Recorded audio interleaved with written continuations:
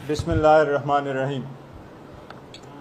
आज इस press conference का मकसद ये था कि आपके नोट्स में लाएं कि आज पाकिस्तान तहरीक इंसाफ ने असम्बली के फ्लोर पे एहतजाज क्यों किया।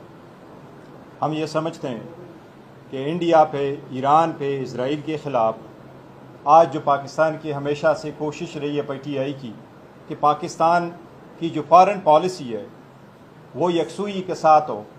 हम समझते हैं आज पाकिस्तान की वो वाइटल डिप्लोमेसी पे और आज पाकिस्तान के दिफा के लिए और सिक्योरिटी पे जो हम कोशिश करते रहे कि यकसुई हो, उसमें पाकिस्तान तहरीक इंसाफ की इस कोशिशों के बरखिलाफ़ पाकिस्तान पीपल्स पार्टी ने एक दरार डाल दी है। हम असम्बली के फ्लोर पे लीडर ऑफ द अपोजिशन ने टाइम मांगा, जो कि हमारा हक है। पहली मर्तबा उसको पॉइंट ऑफ ऑर्डर पे माइक मिला और अभी जब की बात शुरू करने लगे कि उसको ख़त्म किया गया और फिर फ्लोर फाइनेंस मिनिस्टर को दिया गया, जबकि उसका एजेंडा नंबर 3 था, बाद में बात करनी थी। उमर साहब ने ये पॉइंट आउट करना था कि यह हुकूमत की जिम्मेदारी है कि वो यकजहती पैदा करे। बावजूद इसके हमने यकजहती के लिए कोशिश की कि ये पाकिस्तान की सिक्योरिटी बका का सवाल है, ये पाकिस्तान के तहफ़्फ़ुज़ का सवाल है। पाकिस्तान का जब सवाल आ जाता है तो उस पर सियासत ना करो। आज आप लोगों ने पाकिस्तान पर सियासत की जो बहुत गलत है। आज आपने पाकिस्तान की डिप्लोमेसी की सियासत की। हम आपको इतना पॉइंट आउट करना चाह रहे थे कि इंडिया, अगर आप समझते हैं कि वो हार चुका है, तो वो हारे हुए इंडिया ने 49 ममालिक के दौरे किए, 6 ग्रुप बनाए और 6 के 6 ग्रुप अपोजिशन से गए। आपने तो एक ग्रुप भी नहीं बनाया, आप तो खुद गए। और आपकी डिप्लोमेसी, हम नहीं चाहते पाकिस्तान किसी फोरम पे नाकाम हो। हम चाहते हैं पाकिस्तान की कामयाबी हमारी कामयाबी है, अवाम की कामयाबी, जमहूरियत की कामयाबी है, इस ईवान की कामयाबी है। लेकिन आपकी किसी भी मुलाकात पे कोई जॉइंट प्रेस रिलीज नहीं आया।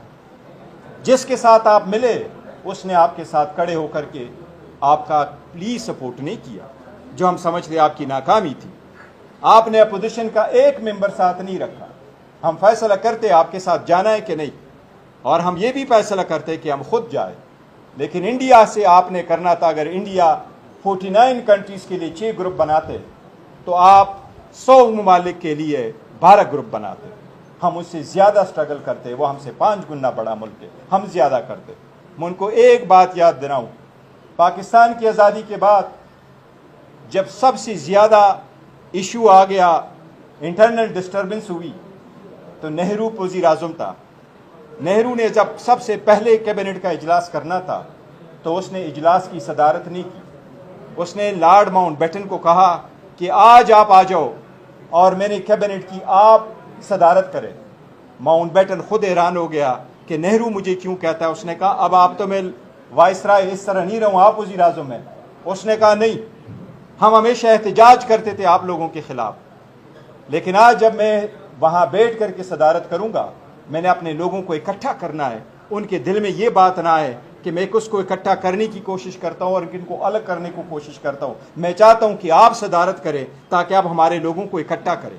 ये इंडिया की लेगेसी उनको मिली है और हमने आपके साथ कोशिश की। और आपके साथ नहीं, ये हम मुल्क के साथ कर रहे थे, अवाम के साथ कर रहे हैं। वरना हम नहीं समझते कि तुम में से एक के पास भी अवाम का मैंडेट है कि इस हाउस में रहे। और हम सही गए, अगर आपके पास अवाम का मैंडेट होता तो आप पाकिस्तान पे सियासत न करते, आप पाकिस्तान और पाकिस्तान के पॉलिटिकल पार्टी को इकट्ठा करते। ये हुकूमत की जिम्मेदारी होती है, ना कि अपोजिशन की।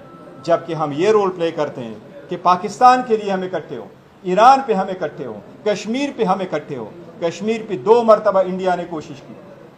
जब जिनेवा में ह्यूमन राइट्स के पास चला गया, उस वक्त जब जिनेवा में हुआ तो उन्होंने जाके भेजा, वाजपेयी को भेजा कि आप जाके इंडिया को रिप्रेजेंट करो। वो अपोजिशन लीडर था।